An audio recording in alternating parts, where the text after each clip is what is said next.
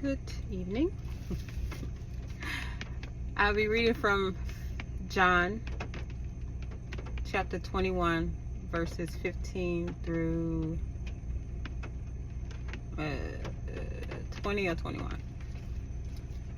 And it reads, "When they had finished eating, Jesus said to Simon Peter, 'Simon, son of John, do you love me more than these?' 'Yes, Lord,' he said. 'You know that I love you.' Jesus said, 'Feed my lambs.' Again, Jesus said, 'Simon, son of John, do you love me?' He answered, 'Yes, Lord, you know I love you. You know that I love you.' Jesus said, 'Take care of my sheep.'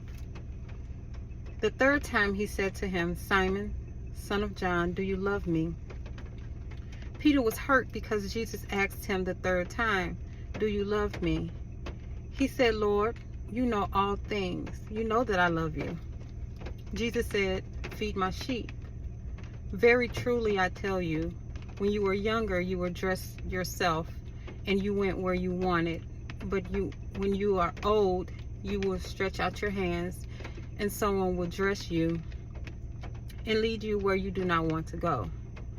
Jesus said this to indicate the kind of death by which Peter will glorify God. Then he said to him, 'Follow me.' Peter turned and saw that the disciple whom Jesus loved, which is John, nobody just didn't say John, was following them.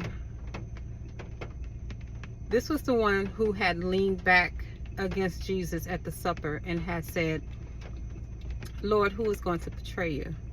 When Jesus saw him, he asked, 'Lord, what about him?' Verse 22. Jesus answered, 'If I wanted him to remain alive until I return, what is that to you? You must follow me.'" What the Holy Spirit was showing me out of this chapter, was Peter had his assignment. Jesus had given Peter his assignment. He was telling him, "You are to feed my sheep."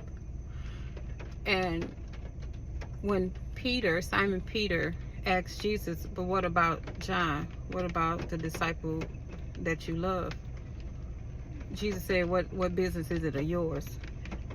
God said your assignment is your assignment. That's between you and him. Anybody else's assignment, that's between them and God. We cannot worry about what anybody else is doing. We are supposed to test the spirit behind any prophetic message that we hear. You hear it all the time.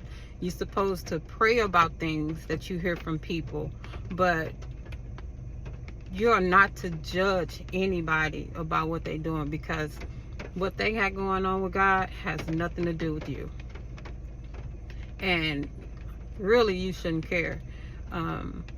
If it's not taking anything from you, if you're not losing anything because of it, what business is it of yours, the relationship somebody else have with their God? You need to focus on your relationship and mind your business.